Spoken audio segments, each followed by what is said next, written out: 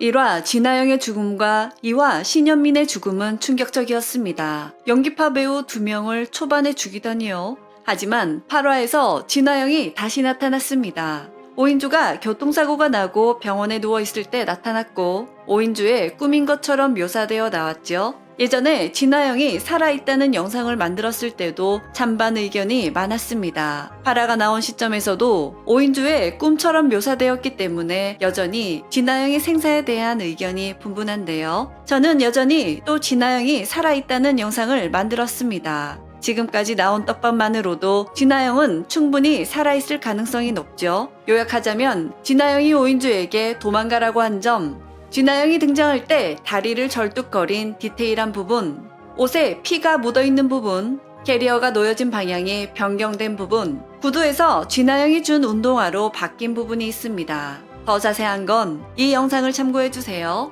처음 진아영이 살아있다는 영상을 만들 때 드라마를 몇 번씩 돌려보고 만든 내용인데요. 진아영의 죽음은 뉴스에서 우울증에 성형까지 한 30대라고 나옵니다. 그리고 목숨을 끊기 전날 성형수술했다고 했죠. 중요한 건 성형외과 실장이 그녀가 일주일 뒤에 출국한다고 해서 진단서까지 썼다고 나옵니다. 여기서 알 수 있는 정보는 진아영은 성형수술 후 진단서를 받아서 집에 갔고 일주일 뒤에 해외로 간다입니다. 그리고 다음날 죽은 채로 발견되었죠. 중요한 건 그 다음인데요. 최도일이 오인주에게 그녀가 유럽 출국 전날 이 통장 저 통장으로 돈을 돌리더니 갑자기 20억을 현금으로 인출했다고 했습니다. CCTV 속 진아영의 얼굴은 성형하기 전의 얼굴입니다. 뉴스 정보에 의하면 진아영은 출국 6일 전에 죽어야 되는 게 맞는데 출국 하루 전에 진아영은 살아있었던 겁니다. 그것도 성형 안 한 얼굴로요. 드라마에서 성형 언급을 많이 했기 때문에 진아영은 당연히 성형했을 거라고 생각했는데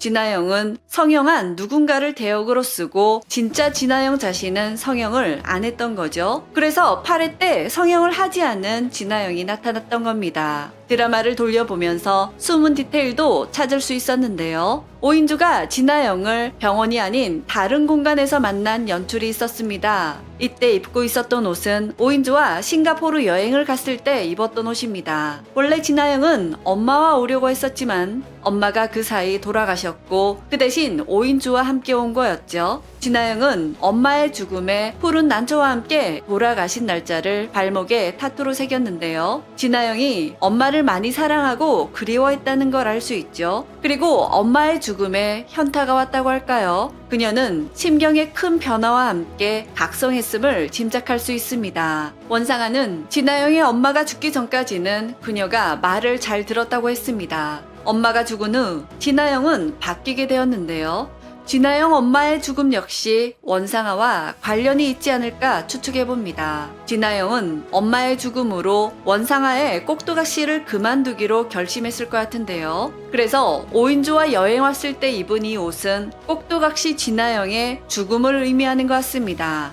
이 장면이 중요했는지 4회 엔딩 전에도 이 장면을 보여줬습니다. 진아영은 오인주에게 자신의 부캐더러 이쪽이 진짜일 수도 있어. 맨날 똑같은 옷 입는 진아영 팀장이 부캐구 라는 대사를 했었습니다. 가짜 진아영은 죽었고 진짜 진아영으로 살아간다는 연출로 보입니다. 어쩌면 진아영이 SNS에 올린 진미경이라는 이름으로 살아가고 있을 수도 있겠죠. 진아영은 오인주를 원상아의 연극을 위해 빌드업 시켜주는 역할로 처음 만났는데요. 엄마의 장례식을 겪으며 진아영은 오인주를 다시 만나게 되죠. 그때 회사에서 온 사람은 오인주 단 한 명이라고 했습니다. 사랑하는 엄마를 쓸쓸히 보내야 했던 진아영은 장례식 내내 자리를 지켜준 오인주에게 고마움을 느끼며 처음 연극 속 캐릭터로 죄책감 없이 대했던 거짓된 마음에서 진짜 오인주를 좋아하는 마음으로 바뀌었습니다. 진아영이 출장 갈 때 오인주를 괴롭히는 사람들의 비밀을 죄다 알려줬습니다. 이 사람들은 오인주를 왕따시키기 위해 만들어진 원상아가 심은 캐릭터였죠. 진아영과 오인주가 레스토랑에서 밥을 먹을 때 걔네들 진짜 비밀을 안다고 했습니다. 오인주는 뭐? 라고 물었지만 진아영은 다른 화제로 전환해버렸는데요. 이때는 원상아가 카메라로 지켜보고 있었기 때문에 일부러 말을 안 했던 것 같습니다. 진아영도 이 사람들이 원상아가 심은 사람이라는 걸 알고 있었던 거죠. 그리고 원상아가 지켜볼 수 없는 이메일로 13층 X파일을 보냅니다.